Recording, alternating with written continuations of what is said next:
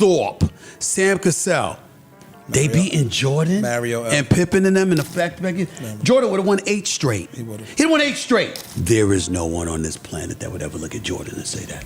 There's no one that would look at him and say he could never be a three-point shooter. In the never-ending debate about who stands as the greatest basketball player in history, Stephen A. Smith's passionate defense of Michael Jordan offers a perspective that blends deep respect with undeniable conviction. His comments remind fans and critics alike why Jordan's place at the top is not simply about stats or highlight reels, but about a level of dominance and influence that continues to shape the sport decades after his last game. This conversation is not just about comparing eras. It is about understanding what made Jordan uniquely untouchable, even when stacked against the most physically gifted and technically advanced players of today's generation. Throughout this breakdown, we will explore Stephen A. Smith's detailed thoughts, section by section, dissecting exactly what he meant and why his reasoning still resonates so strongly. Whether you are a die-hard Jordan loyalist or a basketball fan who believes in the power of the new generation, you will see why this perspective is compelling. And before we dive into the analysis, remember to like, comment, and subscribe to NBA Showdown so you never miss deep basketball debates and breakdowns that bring the game to life. Stephen A. Smith begins by framing the conversation around the simple act of looking at Michael Jordan and comparing him to today's generation of players. This is a starting point that may seem basic, yet it opens up a profound discussion about perception and comparison across eras. When you examine Jordan in the context of the modern game, you are not only comparing numbers or awards, you are also analyzing how his skill set, mentality, and adaptability would translate in an environment that has changed dramatically in terms of athleticism, rules, and pace. By saying, when you look at him, you look at today's generation, Stephen A. is pointing out that Jordan is not an antique artifact locked into the 1990s, but a player whose physical and mental attributes would still demand recognition among the best today. This remark sets the stage for dismantling the idea that athletes from older generations cannot compete with modern training regimens and athletic standards. Instead, it emphasizes that certain talents transcend decades, and Jordan's work ethic, competitiveness, and instincts belong in any era's upper echelon. This also hints at the core of Stephen A.'s argument, which is not to diminish current stars, but to remind us that Jordan's greatness is timeless. His image is not just tied to nostalgia, it is tied to attributes that would stand up to and even surpass the demands of today's NBA environment.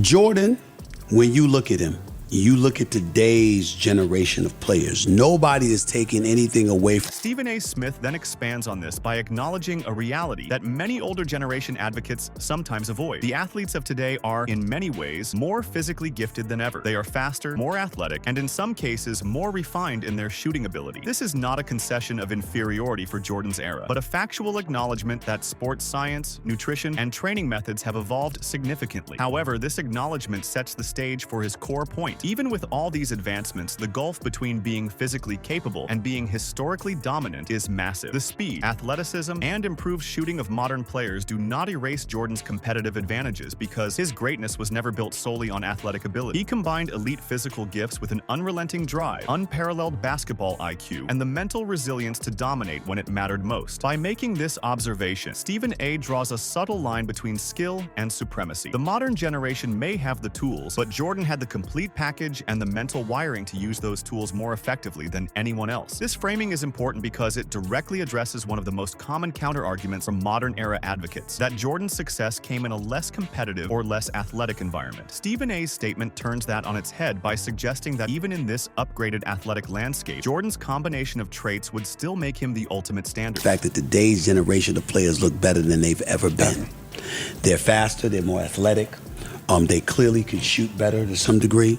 At least some of them, rather. The next point, Stephen A. Smith makes cuts directly into the myth that Jordan's offensive skill set was somehow limited by the era he played in. He emphasizes that no one who truly understands basketball would claim that Jordan could not have been a proficient three-point shooter. This statement does more than defend Jordan's versatility. It underlines the adaptability of great players to meet the demands of their environment. During Jordan's career, the game simply did not prioritize the three-point shot as it does today. The emphasis was on mid-range mastery, post-play, and attacking the basket. Yet, if the modern game required a higher volume of threes, Jordan would have adapted his training, mechanics, and shot selection accordingly. Stephen A. is essentially reminding us that great players do not exist in a vacuum. They evolve to maximize their impact in any context. Just as today's stars like LeBron James or Stephen Curry adjust their games as they age or as team needs shift, Jordan would have integrated a three-point arsenal into his offensive toolkit if that was the dominant strategy of his era. This is a crucial argument in GOAT discussions because it challenges the flawed logic of freezing praising players in their historical context and assuming they could not adjust. Jordan's obsessive competitiveness and relentless work ethic make it almost certain that he would have met and possibly exceeded modern shooting expectations if the game demanded it. In other words, limitations of an era are not limitations of the player when the player in question is Michael Jordan. Planet that would ever look at Jordan and say that. There's no one that would look at him and say he could never be a three-point shooter. Stephen A. Smith makes a critical point by noting how the NBA had to change its own rules in direct response to Michael Jordan's dominance in isolation situations. This is not a casual statement. It reflects just how disruptive Jordan was to the game itself. When a player is so effective that the league must adapt structurally to slow him down, you are dealing with a force that transcends normal competition. Smith is pointing out that because Jordan could beat defenders one-on-one so consistently, it became necessary to impose regulations to prevent two defenders from occupying the same side of the court against him, which speaks volumes about the imbalance of talent he created. This was not a tweak to give others a chance. It was a necessary measure to prevent him from utterly dismantling opponents on a nightly basis. In today's game, we often see players exploit rules for spacing and defensive switches, but Jordan faced the opposite scenario. The rules were literally adjusted to make his life harder, not easier, yet he still thrived. This context matters when comparing eras. While LeBron James has also faced defensive strategies tailored to him, the NBA's broader shift in rules in Jordan's time was aimed at countering his exact offensive strengths. That fact underlines why Smith maintains that Jordan's impact was singular. Players today might be faster and have a more refined three-point arsenal, but they have the benefit of rules that encourage offensive freedom. Jordan had to operate in an environment where his very style of play was restricted, yet he still produced historic results. When evaluating greatness, you cannot ignore the fact that he achieved dominance despite obstacles engineered specifically to reduce it. That is why, in Smith's framing, Jordan's place above virtually all others remains untouchable. Say he could never,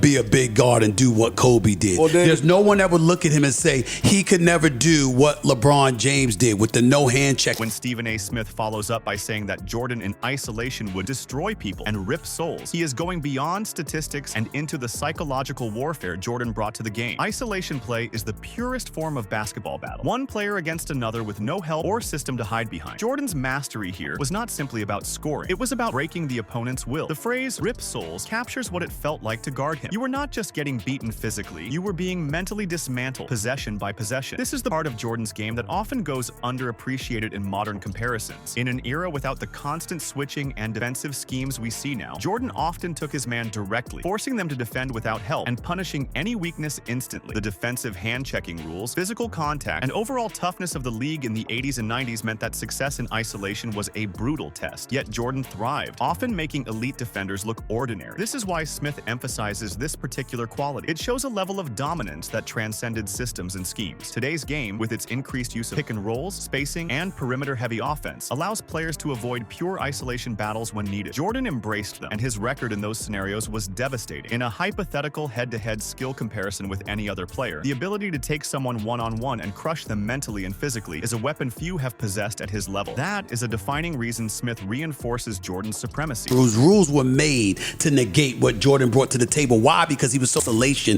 that you literally made it illegal to have two dudes on the same side on a wing offensively in order to deal with it. Stephen A. Smith then introduces a fascinating anecdote from John Sally during the filming of The Last Dance. Sally revealed that the defensive strategy against Jordan was simple: get to him before he could leave the ground. This was not about normal basketball tactics. It was about acknowledging that once Jordan was airborne, he was essentially unbeatable. The comment that he's not human reflects the awe and helplessness opponents felt when trying to contain him. This section is vital because it paints Jordan not just as a skilled player, but as an athletic and competitive phenomenon. His hang time, body control, and finishing ability in midair gave him options that no other player could match consistently. Defenders knew that if they allowed him to take off, their chances of stopping him dropped to near zero. This is why they resorted to preemptive physical contact. They were trying to disrupt the moment when his greatest advantage came into play. This point also reinforces the difference in eras. In today's NBA, such contact would often result in a foul call or even a flagrant. But in Jordan's time, it was a survival tactic. Despite this, Jordan still excelled, which amplifies the argument for his greatness. Smith's inclusion of this detail serves to remind audiences that Jordan's edge was not only in skill, but also in a unique combination of athletic gifts and mental toughness that made him unstoppable in the clutch. You could scheme against him, you could foul him, you could try to wear him down physically, yet when it mattered most, he still found ways to dominate. This is one of the many reasons Smith believes that even in an all-time debate, Jordan's name remains at the top without question. Because this brother in isolation would destroy people. He'd rip souls. Yeah. You understand? Stephen A. Smith's statement here is a clear reminder that Michael Jordan did not just dominate basketball. He redefined the economics of the game and created a model for how players could become global icons. Before Jordan, athletes endorsed shoes, but none had ever turned a sneaker line into a cultural phenomenon that transcended sports. The Air Jordan brand was not just about footwear. It became a symbol of excellence, dominance, and status. Every lifetime deal you see today, whether it is LeBron James with Nike, Steph Curry with Under Armour, or Kevin Durant with Nike, is an echo of the blueprint Jordan laid down decades ago. Without Jordan's success, the concept of a billion-dollar athlete tied to a brand might not even exist. LeBron's lifetime deal may be massive, but it was possible only because Jordan proved that the combination of elite performance and unmatched charisma could turn a player into a brand powerhouse. Steph Curry's sneaker empire, Durant's marketing reach, these are the children of Jordan's innovation. Stephen A. is essentially saying that Jordan didn't just dominate in his own time. He created an entire business model that today's stars are cashing in on. Jordan showed that the athlete could be more than an athlete. He could be a global mogul. And the crucial difference? Jordan did it in an era without social media, without YouTube highlights going viral in minutes, without the constant marketing machinery of the internet. He built his empire the hard way, through dominance, mystique, and winning. This is why Stephen A. keeps hammering home that Jordan's impact is still visible today. LeBron and the others are just continuing on a road Jordan paved, and no matter how much money they make from these deals, the fact remains. It all started with the man who made a shoe worth lining up for at midnight. Jordan's shadow looms over every sneaker launch, every athlete brand, and every modern sports marketing deal. Without Michael Jordan, the economic empire of modern NBA superstars would be unrecognizable.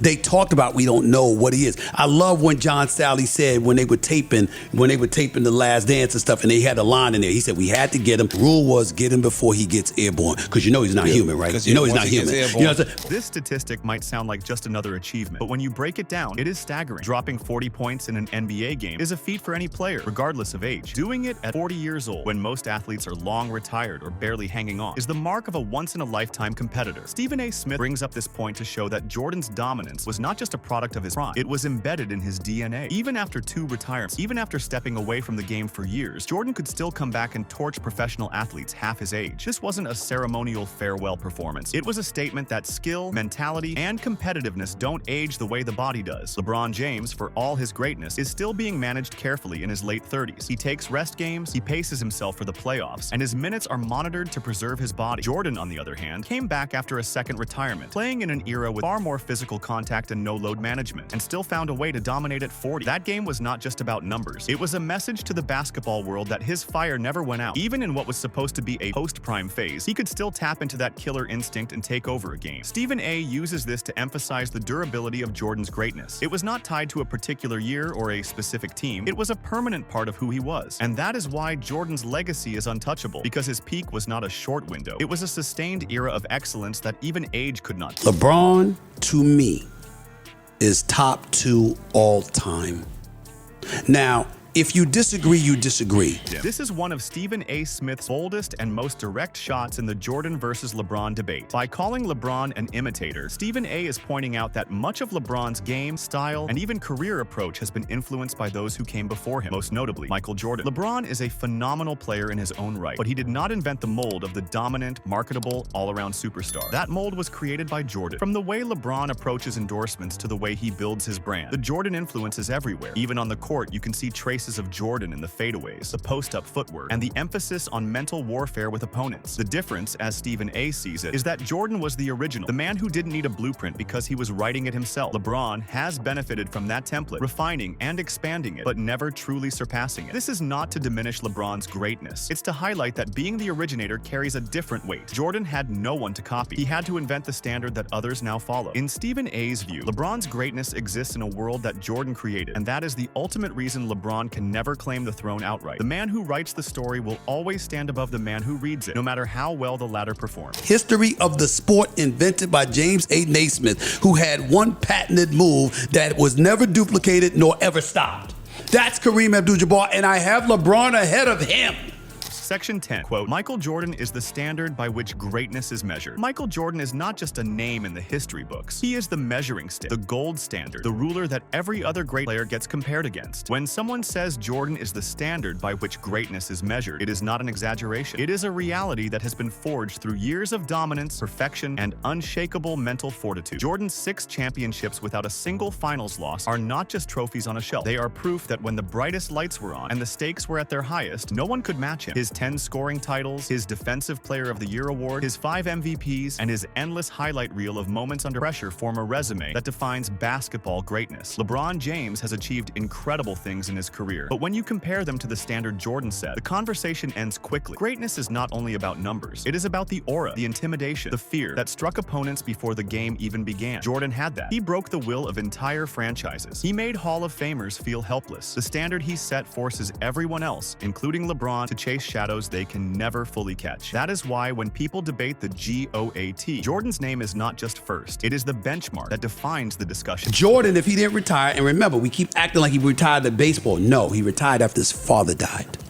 His father died, and he wanted to leave the game. History is written in ink, not in pencil. No amount of highlight packages, advanced stats, or selective comparisons can erase what Michael Jordan did or elevate LeBron James above him in the GOAT conversation. This quote speaks directly to the recent wave of revisionist history, where fans and analysts try to bend narratives in LeBron's favor. They focus on longevity without acknowledging perfection. They inflate his finals appearances without mentioning the losses. They praise his all-around game without admitting Jordan excelled in every area as well. The truth is, Jordan's impact on the game is cemented. He played in an era with brutal defense, without the luxury of load management, and he dominated year after year. His will to win was so overpowering that it crushed opponents mentally before a ball was even tipped. LeBron, for all his gifts, has never had that same fear factor. He is respected, admired, even loved by some fans, but Jordan was feared and revered by everyone. You cannot rewrite the fact that Jordan never lost in the finals. You cannot rewrite the fact that he had 2 separate three-peats. You cannot rewrite the fact that he made basketball a global phenomenon. History is already written, and no matter how much people try to twist it, it will always show that Jordan stands above LeBron. Thorpe,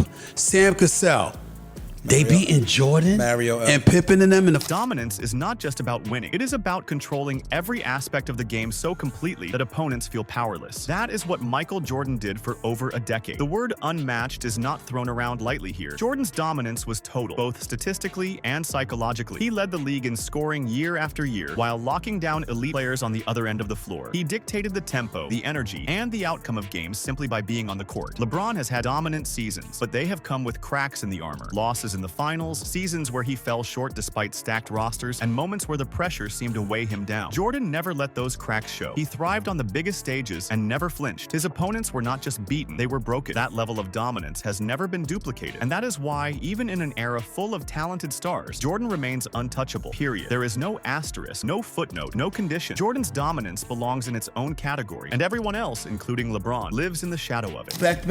Jordan would have won 8 straight. He'd won 8 straight. When you step back and look at the careers of Michael Jordan and LeBron James side by side, the truth becomes unavoidable. LeBron is one of the greatest to ever play, but Michael Jordan exists on another level entirely. He is the standard. He is the history. He is the unmatched force that defines what dominance looks like. You can stack LeBron's stats, his longevity, his versatility, and it still falls short when compared to Jordan's perfect finals record, his killer instinct, and his unshakable mental edge. The GOAT debate will never truly die because it fuels endless passion in basketball fans, but those who know the game, those who watched both men in their primes, understand the truth. Michael Jordan is not just the greatest player of all time. He is the embodiment of basketball greatness. The debate is not about who is better. It is about how far behind LeBron is in a race that Jordan already finished as the undisputed champion.